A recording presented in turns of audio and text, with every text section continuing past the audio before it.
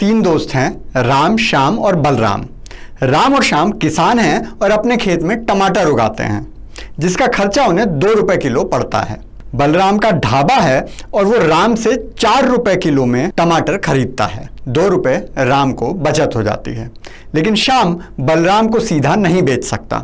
नियम के अनुसार वो सब्जी वाले अब्दुल को ही बेच सकता है। अब्दुल उससे 3 रुपए किलो के भाव टमाटर खरीदता है और बलराम को 6 रुपए में बेचता है।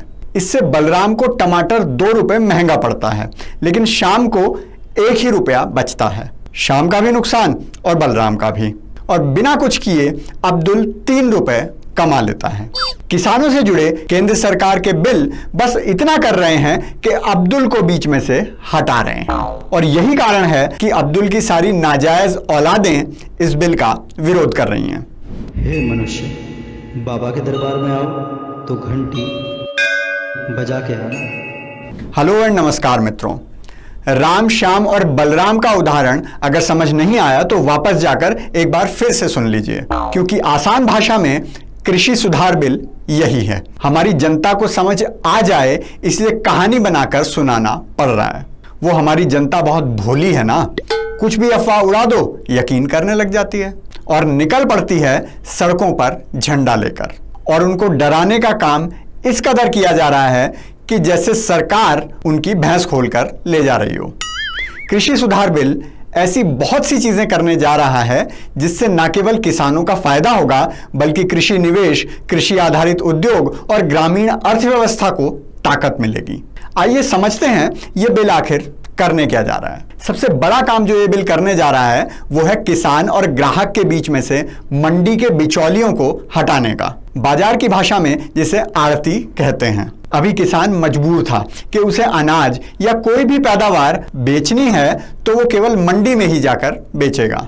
राम बलराम को नहीं बेच सकता, अब्दुल को ही बेचना पड़ेगा। नए बिल के बाद वो कहीं भी किसी को भी अपनी पैदावार बेच सकता है। सीधा बाजार में जाकर ग्राहक को, ग्राहक के घर जाकर दुकानदार को, होटल रेस्टोरेंट को, या फिर ऑनलाइन, जैसे फोन का रिचार्ज ऑनलाइन हो जाता है, ट्रेन की टिकट ऑनलाइन मिल जाती है, और मन करे तो व्हाट्सएप पर भी बात करके सीधा सामान बेच सकता है।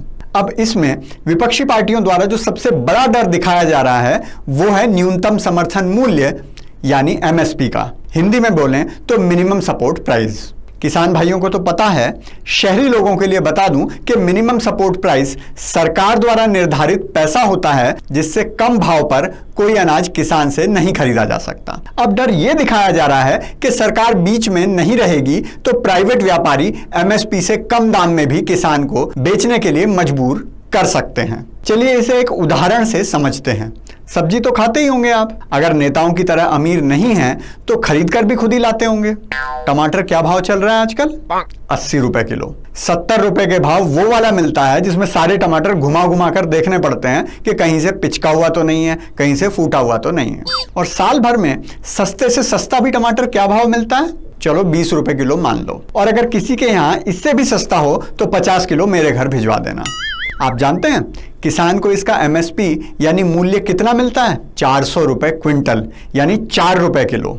4 रुपए किसान को मिला, 4 रुपए समझो सब्जी वाले ने कमाया, 2 रुपए लाने ले जाने की लागत। बाकी के 10 रुपए किसकी जेब में गए? बिचौलिए की जेब में, आड़ती की जेब में, अब्दुल की जेब में। और जब 80 रुपए टमाटर बिकता है तो भी राम को 4 ही रुपए मिलते हैं क्योंकि एमएसपी है। 80 में से 60 रुपए अब्दुल कमा जाता है। राम को अगर आजादी हो कि वो बलराम को 40 के भाव टमाटर बेच सकता है तो राम को 36 रुपए ज्यादा मिल जाएंगे, तो राम 36 रुपए ज्यादा कमा सकता है और बलराम को भी 40 रुपए की बचत हो जाएगी। लेकिन अब्दुल को यह पसंद नहीं, इसलिए वो विरोध कर रहा है और झूठ बोल बोल कर रहा है। सबसे एक मजे की बात तो यह है कि यह झूठ भी फैलाया जा रहा है कि एमएसपी को खत्म कर दिया जाएगा, जो कि बिल्कुल गलत है। एमएसपी रहेगी और सरकार ही उसे निर्धारित भी करेगी और सरकार फसल भी खरीदेगी। उस पर चमचे कह रहे हैं कि व्यापारी सरकार से अपनी मनमर्जी का एमएसपी रखवा सकते हैं। अबे चंपुओं, वो तो अब भी करवा रहे हैं। अब कोई बिचौलियों को रोक रहा है क्या? जाकर देखो कितनी बड़ी बड़ी कोठियां बना रखी हैं उन्होंने किसानों के खून पसीने के पैसे से। इतना पैसा तो व्यापारियों के पास भी नहीं मिलता। साथ ही और भी बहुत सी काम की चीजें इस विधेयक में आने वाली हैं। आवश्यक वस्तु अधिनियम, हिंदी में बोलें तो असेंशियल कमोडिटी, में भी बदलाव किया गया है। अनाज, दालें, खाने का तेल, आलू, प्याज, ये सब अब आवश्यक वस्तुओं की श्रेणी में नहीं रहेंगी, तो कोई चाहे तो इन्हें स्टोर भी कर सकता है। दूसरा बिल जो है मूल्य आश्वासन और कृषि सेवा समझौता, उसमें यह है कि कोई किसान किसी खरीदार से पहले ही समझौता कर लेगा, कॉन्ट्रैक्ट कर लेगा, जैसे कि वो अगले साल इतनी सरसों उगाएगा, उसका भाव इतना होगा, इतना प्याज बेचेगा, उसका भाव ये होगा, चाहे बाजार में प्याज 5 रुपए किलो बिके या 70 रुपए किलो। इससे वो डर खत्म हो जाएगा कि कल अगर प्याज का भाव 5 रुपए किलो हो गया तो मेरी लागत कैसे निकलेगी। मैं इस बात पर नहीं जा रहा कि कौन सी पार्टी क्या कह रही है, क्योंकि यह विषय राजनीति से बहुत ऊपर है। ना ही मैं मोदी का समर्थन कर रहा हूं, ना बचाव। इसमें राजनीति नहीं होनी चाहिए और किसानों तक सच पहुंचना चाहिए। लेकिन हां, इस समय में किसानों में जहर कौन कौन घोल रहा है, उन सब के नाम याद रखना बहुत जरूरी है। चाहे वो कांग्रेस पार्टी हो, अकाली दल हो, केजरीवाल हो या भारतीय किसान यूनियन ही क्यों ना हो। यह सोचने की भूल मत करना कि सड़क पर किसान निकला हुआ है, रेल किसान रोक रहा है।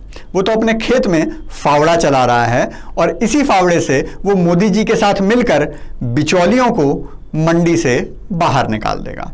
बाबा का आज का ब्रह्म ज्ञान है किसान यूनियन वालों के नाम। देश का किसान ना तो भिखारी है और ना बेवकूफ। आज तक किसी सरकार में इतनी हिम्मत नहीं हुई कि बिचौलियों को हटा सके, नहीं तो उसे इतना विश्वास है कि जो फसल वो उगाता है उसे बेच भी सकता है और उसे सरकार से फ्री का पैसा भी नहीं चाहिए। वो अपनी किस्मत हर परिस्थिति में लिखना जानता है। ये देख लो।